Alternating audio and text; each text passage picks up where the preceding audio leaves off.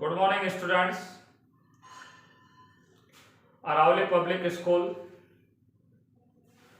की ऑनलाइन कक्षा में आप सभी का एक बार फिर स्वागत है। डियर स्टूडेंट, लास्ट वीडियो में हमने आपको पराग उत्पादों के बारे में बताया। पराग उत्पादों के क्या उपयोग हैं या पराग उत्पादों का मानव के जीवन में क्या महत्व है। सबसे पहले हमने आपको बताया कि पराग उत्पाद जो होते हैं उनको भोजन के रूप में क्या किया जाता है, उपयोग में लिया जाता है। क्यों लिया जाता है? क्योंकि जो पराग कण होते हैं उन पराग कणों में बहुत से क्या पाए जाते हैं, पोषक तत्व पाए जाते हैं। ठीक है। और उन पोषक तत्वों के अंदर क्या पाई जाती है, असंतृप्त वसा भी पाई जाती है। क्या पाई जाती है? असंतृप्त वसा उनके अंदर क्या है, पाई जाती है। आपको बताया कि पश्चिमी देशों के अंदर ये पराग उत्पाद होते हैं उनको भोजन के रूप में उपयोग में लिया जाता है। खास तौर से जो एथलेटिक्स होते हैं वो पराग उत्पादों को भोज्य पदार्थों के रूप में काम में लेते हैं। साथ में जो घोड़े होते हैं, दौड़ने वाले घोड़े होते हैं, उनकी कार्य कुशलता को बढ़ाने के लिए भी पराग उत्पादों का क्या किया जाता है, उपयोग किया जाता है। दूसरा मैंने आपको बताया कि पराग उत्पाद जो होते हैं उनका उपयोग किसमें किया जाता है, कॉस्मेटिक की सामग्री बनाने के लिए किया जाता है, क्रीम बनाने के लिए किया जाता है, इमल्सन के रूप में इनका क्या किया जाता है, उपयोग किया जाता है। त्वचा में निखार लाने के लिए पराग उत्पादों का क्या किया जाता है, उपयोग किया जाता है। उसके बाद हमने आपको जीवन काल के बारे में, पराग कणों के जीवन काल के बारे में आपसे बात की। ठीक है। वह समय अवधि होती है जिसमें परागकण कैसा होता है, कार्यशील होता है। वह समय अवधि जिसमें परागकण कैसा होता है, क्रियाशील होता है, कार्यशील होता है, कार्यरत होता है, उसे क्या कहा जाता है, परागकण का जीवन काल कहा जाता है। आपको मैंने बताया कि परागकण का जो जीवन काल होता है वो तापमान पर निर्भर करता है। परागकण का जीवन काल किस पर निर्भर करता है, तापमान पर निर्भर करता है, आर्द्रता पर निर्भर करता है, और आनुवंशिक कारक होते हैं, उन आनुवंशिक कारकों पर क्या करते हैं, निर्भर करते हैं। आपको मैंने बताया कि जो अनाज होते हैं, उन अनाज जो होते हैं उनके परागकणों का जीवन काल लगभग 30 मिनट होता है। सोलेनेसी कुल के पादप होते हैं या रोजेसी कुल के पादप होते हैं या लेगुमिनेसी कुल के पादप होते हैं, उनके जीवन काल की अवधि लगभग कितनी होती है, कई महीने तक होती है। ठीक है। डियर स्टूडेंट, मैंने आपको बताया कि पराग कणों को लंबे समय तक संरक्षित करने के लिए एक विधि का उपयोग किया जाता है जिसे क्रायो प्रिजर्वेशन या क्रायो संरक्षण कहा जाता है। इस क्रायो संरक्षण विधि में पराग कणों को -196 डिग्री सेल्सियस तापक्रम पर द्रवित नाइट्रोजन में क्या है, रखा जाता है। इसलिए आज यहाँ पर हमारे यहाँ अनेक पराग बैंकों की क्या की जा चुकी है, स्थापना की जा चुकी है। उसके बाद हमने आपसे बात की थी नर युग्मकोद्भिद का परिवर्धन। ठीक है। या हमने बोला था डेवलपमेंट ऑफ मेल गैमेटोफाइट, नर युग्मकोद्भिद का विकास कैसे होता है। देखिए, अगुणित जो लघु बीजाणु होता है, उसको क्या कहा जाता है, नर युग्मकोद्भिद कहा जाता है। अगुणित लघु बीजाणु को क्या कहा जाता है, नर युग्मकोद्भिद कहा जाता है। ठीक है। मैं बोल रहा हूँ आपको, अगुणित लघु बीजाणु को नर युग्मकोद्भिद की प्रथम कोशिका भी कहते हैं, ऐसा भी मैंने आपको बोला। अगुणित लघु बीजाणु को नर युग्मकोद्भिद की क्या कहा जाता है, प्रथम कोशिका कहा जाता है। देखिए, परागकण के अंदर जब नर युग्मक और पराग नलिका का निर्माण हो जाए, ठीक है, जब पराग कणों में नर युग्मक व पराग नलिका का निर्माण हो जाए तो उसे क्या कहा जाता है, युग्मकोद्भिद कहा जाता है। उसे क्या कहा जाता है, नर युग्मकोद्भिद कहा जाता है। बात समझना कि मैं ये बोल रहा हूँ कि जब पराग कणों के अंदर, ठीक है, परागकण जो होते हैं उनके अंदर नर युग्मक का निर्माण हो जाए, साथ में उन परागकणों में अंकुरण की क्रिया जब हो जाती है तो उसे क्या कहा जाता है, नर युग्मकोद्भिद कहा जाता है। आपसे पूछा जाए कि नर युग्मकोद्भिद किसे कहा जाता है, तो आपके समझ में आ गया है कि जब परागकण के अंदर नर युग्मकों का और पराग नलिका का निर्माण हो जाए तो उस अवस्था को क्या कहा जाता है, नर युग्मकोद्भिद कहा जाता है। आवर्त विधि पादपों में नर युग्मकोद्भिद का विकास 2 चरणों में होता है। आवर्त विधि पादपों में नर युग्मकोद्भिद का विकास कितने चरणों में होता है, 2 चरणों में होता है। प्रथम चरण में मैंने आपको बताया, देखो फर्स्ट चरण पर हमने आपसे बताया कि ये जो प्रथम चरण होता है, इस प्रथम चरण में क्या होता है कि जो परागकण होता है, ठीक है, ये प्रथम जो चरण होता है वो परागण से पहले की अवस्था होती है, पॉलिनेशन से पहले की क्या होती है, अवस्था होती है। यानी कि परागण से पहले ये प्रथम चरण क्या होता है, पूर्ण होता है, ठीक है। और द्वितीय चरण जो होता है वो परागण के बाद होता है, ठीक है।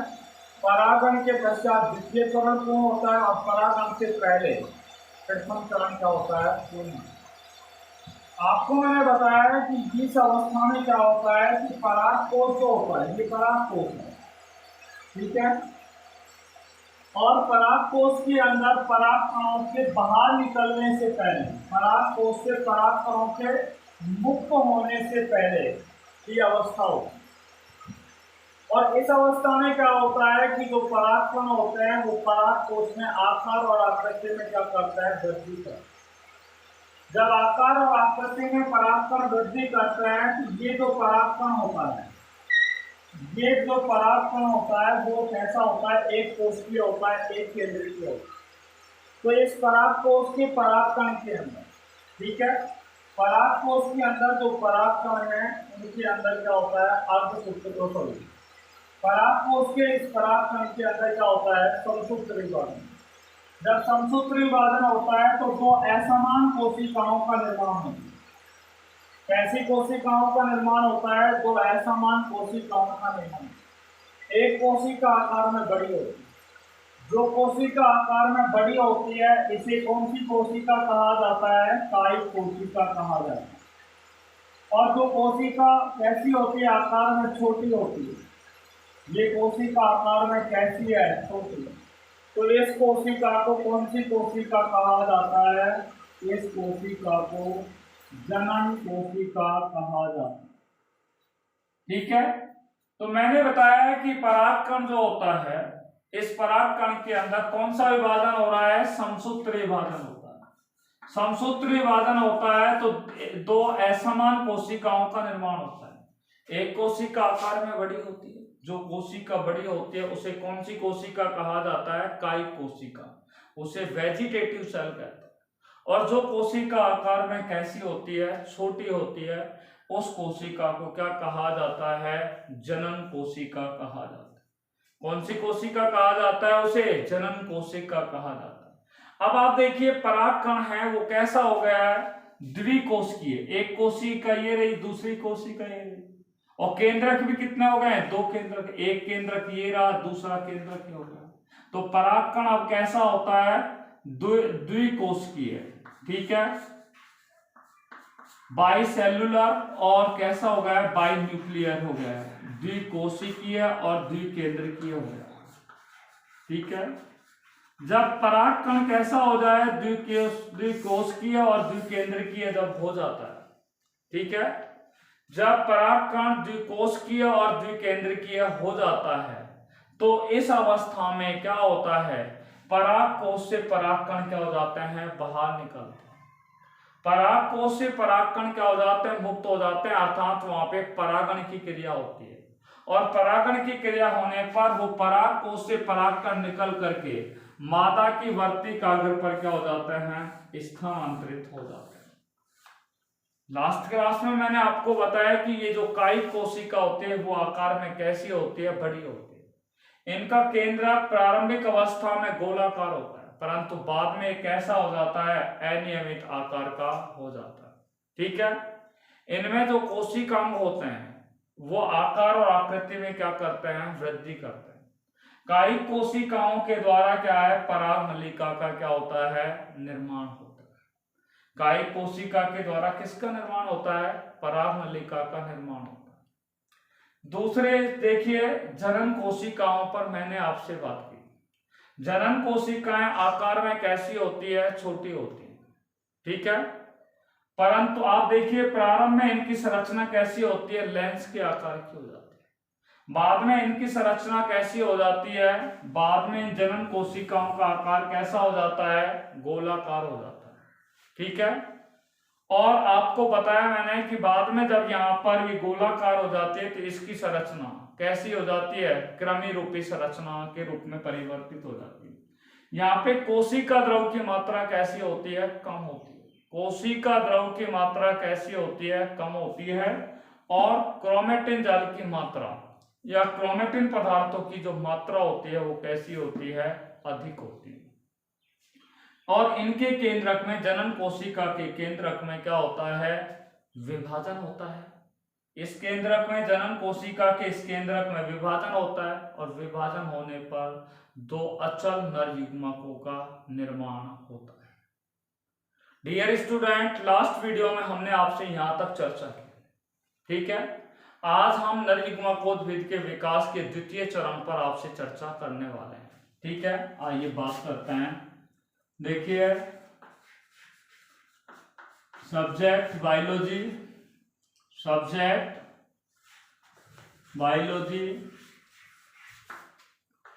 Class 12, lesson number 2,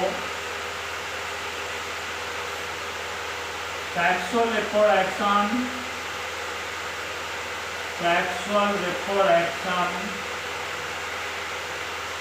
in flowering plant.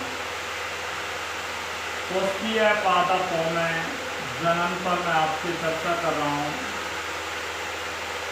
कोशिकीय पादपों में जनन पर आपसे मैं क्या है? चर्चा कर रहा हूँ, ठीक है। और आज का जो हमारा टॉपिक है जिस पर हमने अभी आपसे चर्चा की, ठीक है, आपसे जो चर्चा की थी वो मैं आपको बता देता हूँ यहाँ पे, ठीक है। आज का जो हमारा टॉपिक है, ठीक है, वो हमने आपसे चर्चा की थी। देखिए, नर युग्मकोद्भिद का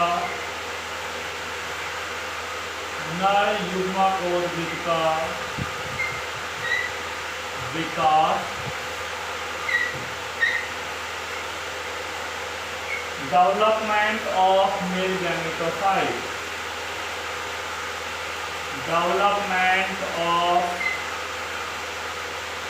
male gametophyte.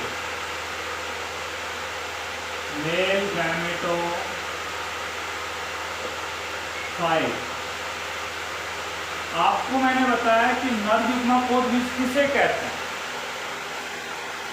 What is the meaning of male gametophyte? ये अभी आपको बताया। मैंने बताया कि जब ये परागकण होता है, इस परागकण में नर युग्मक का निर्माण हो जाए, साथ में इससे किसका निर्माण हो जाए? पराग नलिका का निर्माण। तो उसे क्या कहा जाता है? नर युग्मकोद्भिद। यानी कि जो एगुणित लघु बीजाणु होता है वो नर युग्मकोद्भिद की प्रथम कोशिका हो। और उस एगुणित लघु बीजाणु के अंदर जब नर युग्मक का निर्माण हो जाए, साथ में वहां पर किसका निर्माण हो जाए? पराग नलिका का क्या हो जाए? निर्माण हो जाए, ठीक है। ये मैंने आपको बताया था नर युग्मकोद्भिद के बारे में। आपको बताया कि आवर्तवीजी पादपों में नर युग्मकोद्भिद का विकास दो चरणों में होता है। पहला प्रथम चरण, जिस पर अभी मैंने थोड़ी देर पहले आपसे डिस्कस किया था, ठीक है। और आज जो हम आपसे बात करने जा रहे हैं वो द्वितीय चरण पर आपकी क्या करेंगे? चर्चा करेंगे। जिस पर बात करने जा रहे हैं, द्वितीय चरण पर आपसे बात करेंगे, ठीक है। तो प्रथम चरण आपके समझ में आ गया होगा।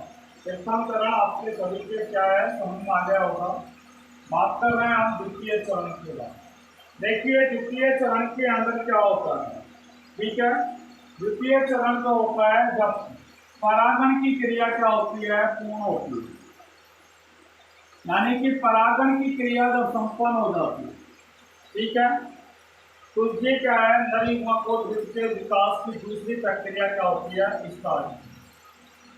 जब परागण की क्रिया क्या हो जाती है, पूर्ण हो जाती है, यानी कि नर युग्मक कहाँ पे पहुंच गया, मादा की वर्ती कागज पर। देखो ये नर युग्मक है और ये नर युग्मक कहाँ पे पहुंच गए हैं, मादा की वर्ती कागज पर क्या हो गए हैं, स्थानांतरित हो गए हैं। नर युग्मक कहाँ पे स्थानांतरित हो गए, यहाँ से पराग कोष से परागकण निकले। कौन से पराग कोष कण निकले, यहाँ से द्विकोष्ठीय और द्विकेंद्रीय। वे द्विकोष्ठीय और द्विकेंद्रीय परागकण कहाँ पर आ गए हैं, मादा की वर्ती कागज पर आ चुके। इस पर आ चुके हैं, मादा की वर्ती कागज पर ये परागकण आ चुके हैं। और आने के बाद इस चरण में क्या होगा, परागण। ठीक है, परागण के बाद की क्रिया क्या होती है, संपन्न होती है। द्वितीय चरण की जो क्रिया होती है वो मैंने अभी आपको बताया कि द्वितीय चरण की जो क्रिया होती है वो परागण की क्रिया के बाद क्या होती है, पूर्ण होती है, संपन्न होती है। इसके अंतर्गत क्या होता है, मैंने आपको बताया कि यहाँ पर क्या है, ये एक कायिक कोशिका बन गई। ठीक है, और ये कौन सी कोशिका होती है, जनन कोशिका। कायिक कोशिका का केंद्र प्रारंभ में कैसा होता है, गोलाकार होता है। बाद में ये कैसा हो जाता है, अनियमित आकार का होता है। केंद्र कैसा हो जाता है, अनियमित आकार का होता है। ठीक है, अब आपको मैं बता दूं, जो कायिक कोशिकाएं जो होती हैं, ठीक है, ये आपकी कायिक कोशिकाएं हैं और ये आपका परागकण है। परागकण के अंदर मैंने आपको बताई क्या है, जनन छिद्र पाए जाते हैं। तो आपको मैंने बताया कि ये जो कायिक कोशिका होती है, ये वाली कायिक कोशिका, ठीक है, ये यहाँ पर क्या पाया जाता है, जनन छिद्र पाया जाता है। तो इस जनन छिद्र में से होकर के ये कायिक कोशिका क्या है, बाहर निकलती है। और किस रूप में निकल रही है, एक नलिका के रूप में निकल रही है। इस नलिका के समान संरचना को क्या कहा जाता है, पराग नलिका कहते हैं। क्या कहते हैं, पराग नलिका कहते हैं।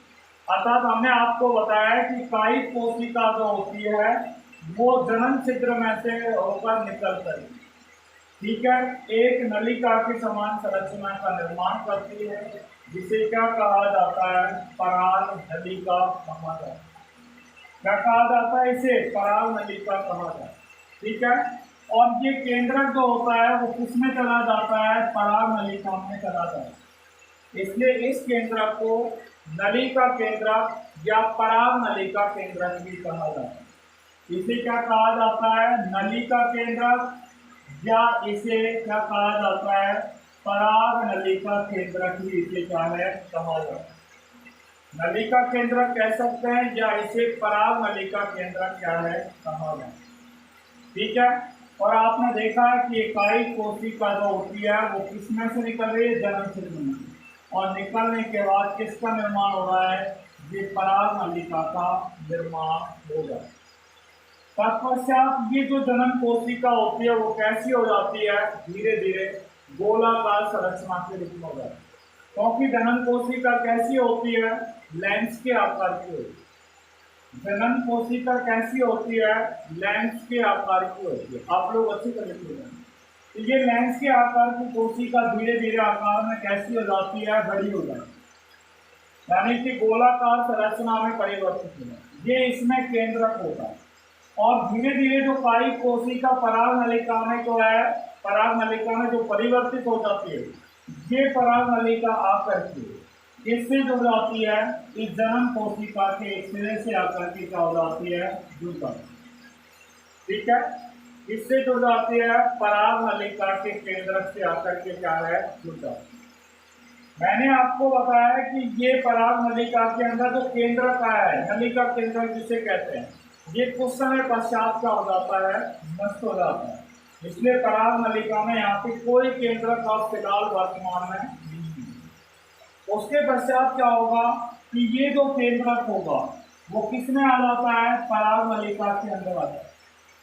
जनन कोशिका का केंद्र किसमें स्थानांतरित हो जाता है, पराग नलिका के अंदर क्या है, स्थानांतरित होता है। और यहाँ आकर के इसके अंदर क्या होता है, समसूत्र विभाजन होता है।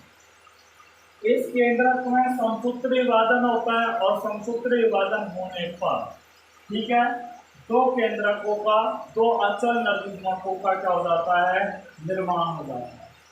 दो अचल निर्युग्मकों का क्या हो जाता है, निर्माण हो जाता है।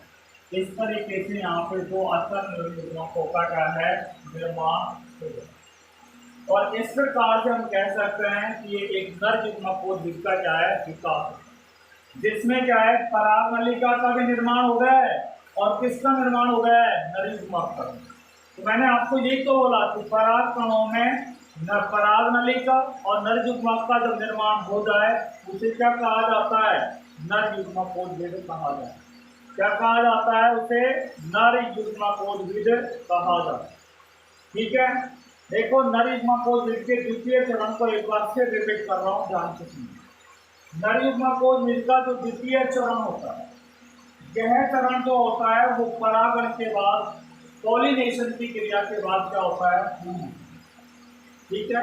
इस अवस्था में क्या है कि ये कायिक कोशिका, और कायिक कोशिका जो होती है वो किसमें से होकर निकलती है, परागकण की जनन छिद्रों में से होकर निकलती है। और जनन छिद्रों में निकलने के पश्चात ये कायिक कोशिका से किसका निर्माण होता है, एक पराग नलिका का निर्माण। कायिक कोशिका का केंद्र किसमें आ जाता है, पराग नलिका में आ जाता है, जिसे हम नलिका केंद्र या उसे पराग नलिका केंद्र कहा जाता है।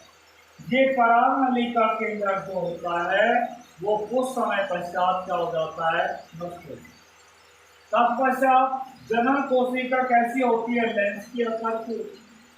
इस जनन कोशिका में मैंने बताया कि कोशिका द्रव और कोशिका द्रव की मात्रा कम होती है, इसके अंदर क्या है, क्रोमेटिन पदार्थों की मात्रा अधिक होती है।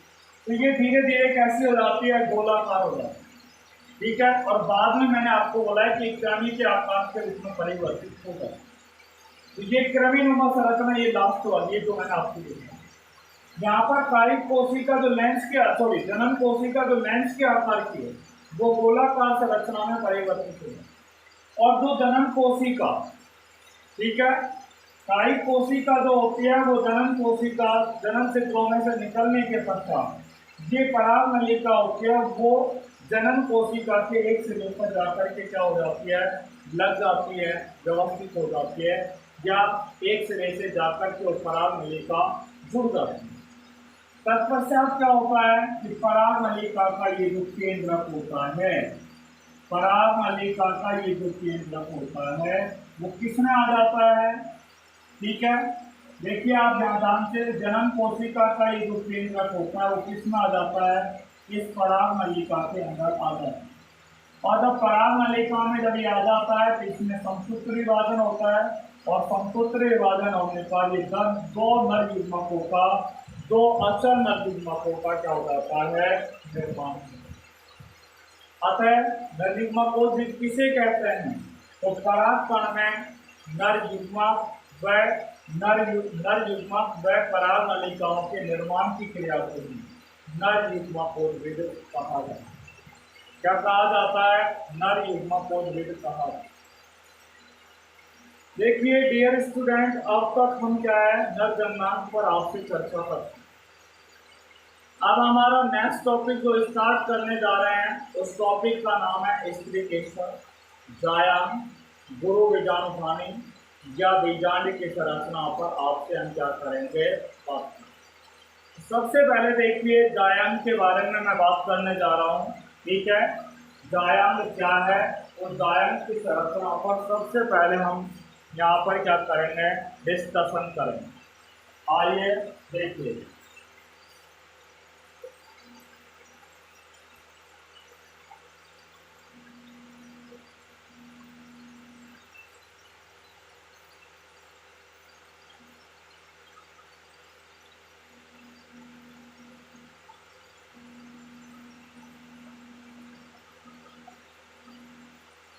देखिए जायांग जिसको बोलते हैं गायलीसी, ठीक है। जायांग तो होता है, ठीक है, यह पुष्प का क्या है, मादा जन्मांग, ठीक है। पुष्प के मादा जन्मांग का नाम क्या होता है, जायांग होता है। गायनेशियम के नाम से इसको क्या है, जाना जाता है। किस नाम से जाना जाता है, जायांग के नाम से इसे जाना जाता है। तो पुष्प में मादा जननांग को क्या कहा जाता है? जायन कहा जाता है। और प्रत्येक जो जायन होता है, ठीक है, ये एक जायन है जिसको मैं आपको दिखा रहा हूं। उस जायन के अंदर ये बीजांड होता है, ठीक है। हम वैसे आपसे बात कर रहे हैं कि जायन की संरचना के 3 भाग होते हैं।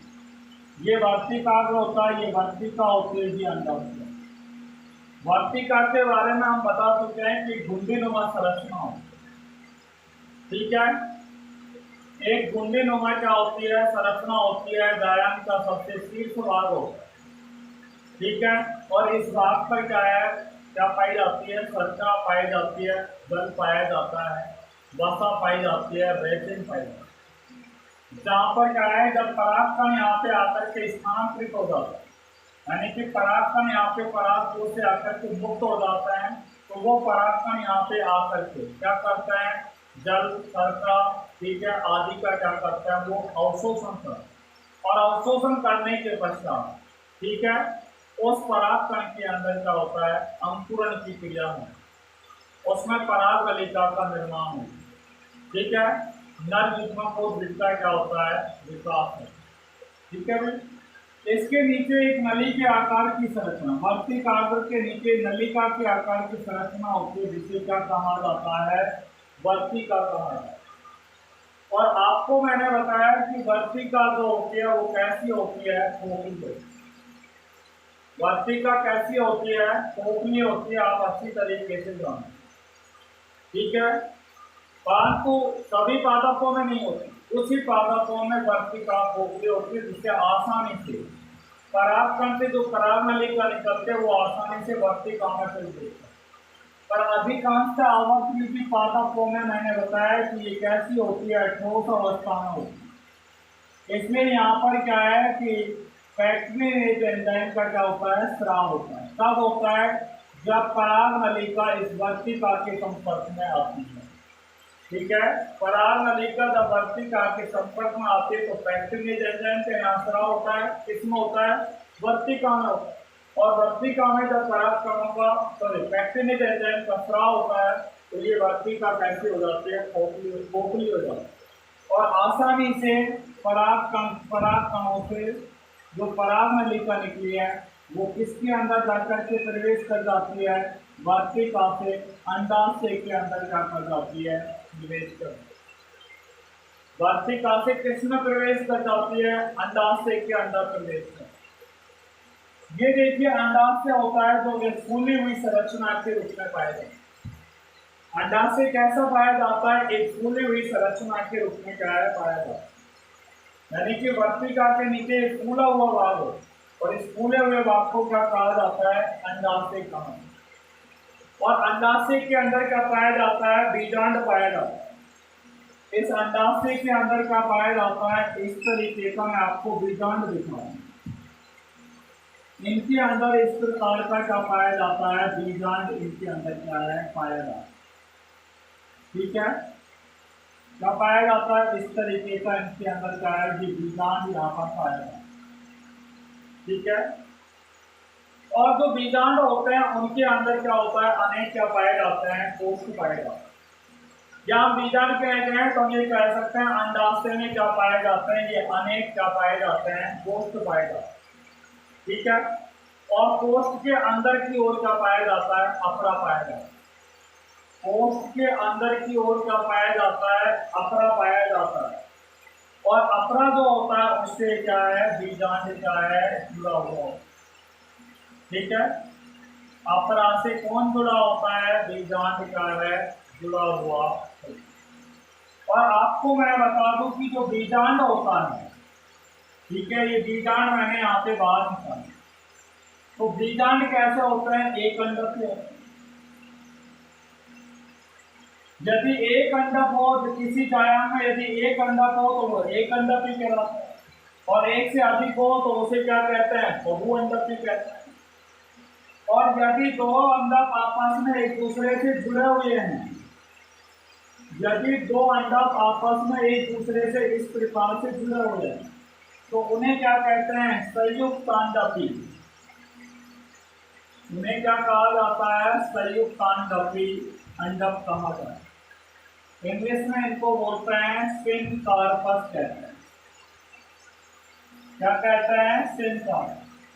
और यदि एक दूसरे से ये आपस में जुड़े हुए नहीं है, ठीक है, ये इस प्रकार से अगर ये संरचना आपको दिखाई दे, एक, ठीक है, अंडक ये लगा हुआ है, दूसरा अंडक ये लगा हुआ है, दोनों अलग अलग हैं, ठीक है, तो ये अंडक जब आपस में एक दूसरे से जुड़े हुए नहीं हो तो उन्हें क्या कहते हैं? वियुक्तांडपी कहते हैं। क्या कहते हैं? वियुक्तांडपी अंडक कहा जाता है। क्या कहा जाता है? वियुक्तांडपी। जिसको क्या कहा जाता है इंग्लिश में? एपोकार्पस कहा जाता है। क्या कहा जाता है? एपोकार्पस कहा जाता है। डियर स्टूडेंट, हमने जायंट के बारे में यहाँ पर बात की कि मादा कोशिकाओं में जो प्रमुख जननांग होता है वो कौन होता है? जायंट। जायंट की संरचना के 3 भाग होते हैं, वर्तिकाल होती है, वर्तिका होती है, अंडाशय इनके अंदर पाया जाता है। जायंट एक अंडाशय भी हो सकता है, बहु अंडाशय भी हो सकता है। जायंट है कि अंडक जो होते हैं वो आपस में पृथक पृथक हो तो उसे वियुक्तांडपी कहते हैं, और जायंट के अंदर जब अंडक एक दूसरे से जुड़े हुए हों तो उन्हें क्या कहा जाता है? संयुक्तांडपी कहते हैं। ठीक है, मैंने आपको अभी इन तीनों के बारे में बताया कि ये जो अंडाशय होता है, वर्तिका के नीचे फूली हुई संरचना होती है जिसे क्या कहा जाता है? अंडाशय कहा जाता है। और अंडाशय के अंदर क्या पाया जाता है? बीजांड पाया जाता है। ठीक है, वैसे मैं आपको बता चुका हूँ कि अंडाशय के अंदर अनेक क्या पाए जाते हैं? छोटे छोटे क्या पाए जाते हैं? कोष पाए जाते हैं। और कोष्ठों के अंदर की तरफ क्या पाया जाता है? अप्रा पाया जाता है। और अप्रा से क्या होता है? बीजांड क्या होता है? जुड़ा हुआ। तो आइए, तो आज जो हम आपसे चर्चा करने जा रहे हैं वो है बीजांड की संरचना। बीजांड में कहें तो उसे हम कहते हैं गुरु बीजाणुधानी की संरचना। देखिए, तो बात करते हैं गुरु बीजाणुधानी की संरचना पर आपसे बात करने जा रहे हैं। ठीक है, देखो, बीजांड या गुरु बीजाणुधानी की संरचना। बीजांड, ठीक है, बीजांड को बोलते हैं ओव्यूल, या आप बीजांड में बोले हैं तो हम बोल सकते हैं गुरु बीजाणुधानी की,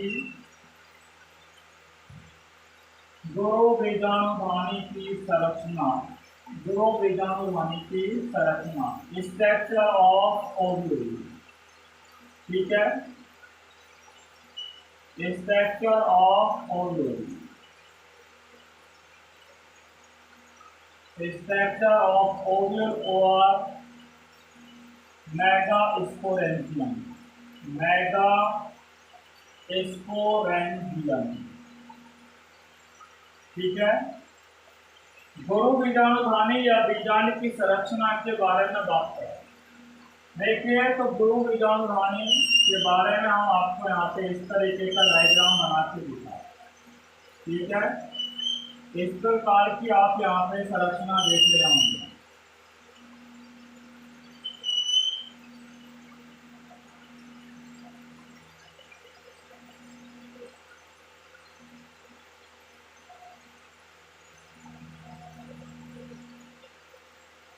देखिए, ये बीजांड होता है, ये गुरु बीजाणुधानी होता है। बीजाणुधानी का ये जो सबसे शीर्ष भाग होता है इसे कहा जाता है निभाग। निभाग में कहें तो इसे कह सकते हैं हम कलेजा के नाम से इसे जानते हैं। ठीक है, ये बीजाणुधानी का, गुरु बीजाणुधानी या बीजांड की संरचना का सबसे भारी भाग होता है जिसे अध्यावरण कहते हैं। और ये अध्यावरण कौन सा कहलाएगा? बाह्य अध्यावरण है। बाह्य अध्यावरण के अंदर की तरफ जो पाया जाता है उसे क्या कहा जाता है? अंत अध्यावरण कहा जाता है। ये एक्सटर्नल इंट्यूमेंट कहलाएगा, ये इंटरनल इंट्यूमेंट के नाम से उसे जाना जाता है। ये संरचना जो है उसको कहा जाता है बीजांड काय, या इसे न्यूक्लियोलस के नाम से इसे क्या है? जाना जाता है। किस नाम से जाना जाता है? न्यूक्लियोलस के नाम से इसे जाना है। देखो इस वाली संरचना को क्या कहा जाता है, भ्रूण कोश कहा जाता है। क्या कहा जाता है, भ्रूण कोश। इंग्लिश में इसे बोलते हैं एम्ब्रियो सैक कहा जाता है। क्या कहा जाता है, एम्ब्रियो सैक कहा जाता है। ठीक है, ये वाला जो भाग है इसे कहते हैं बीजांड द्वार या अंड द्वार के नाम से इसे जाना जाता है। बीजांड द्वार, इंग्लिश में इसे बोलते हैं माइक्रोफाइल। माइक्रोफाइल के नाम से इसे जाना जाता है। आप देखिए ये भ्रूण कोश में निभाग की तरफ यहाँ पे 3 कोशिकाएं पाई जाती हैं। निभाग वाला है, इस ओर 3 कोशिकाएं पाई जाती हैं। इन तीनों कोशिकाओं को कहा जाता है प्रतिमुखी कोशिका। इंग्लिश में इन्हें बोला जाता है एंटीपोडियल सेल। एंटीपोडियल सेल के नाम से जानते हैं। इनके मध्य में 2 और कोशिकाएं पाई जाती हैं जिन्हें क्या कहा जाता है, ध्रुवीय कोशिका, या उन्हें ध्रुवीय केंद्रक कहते हैं। बाद में एक कोशिका में परिवर्तित होती है। ये हो गई हमारी पोलर सेल के नाम से इन्हें क्या है, जाना जाता है। और सबसे अंत में नीचे आप देखेंगे कि यहाँ पर इस तरीके से ये 2 क्या होती हैं, सहायक कोशिकाएं होती हैं। कौन सी कोशिका होती है, सहायक कोशिका। इनको इंग्लिश में बोलते हैं सिनर्जिड सेल के नाम से इसे जानते हैं। और इनके ऊपर यानी कि यहाँ पर जो कोशिका पाई जाती है उसे कौन सी कोशिका कहा जाता है, अंड कोशिका कहा जाता है। ठीक है, इसको हम एग apparatus के नाम से भी जानते हैं। ये वाली संरचना है, इसे बीजांड ग्रंथि कहा जाता है। तो डियर स्टूडेंट, अब तक अभी हमने केवल बीजांड की केवल संरचना के बारे में आपको बताया। इनके सभी बिंदुओं पर विस्तृत रूप से जो हम चर्चा करेंगे वो आपसे नेक्स्ट वीडियो में करेंगे। ठीक है, till then all of you take care bye corona. All of you take care by corona. Be safe, be happy. Thanks very much.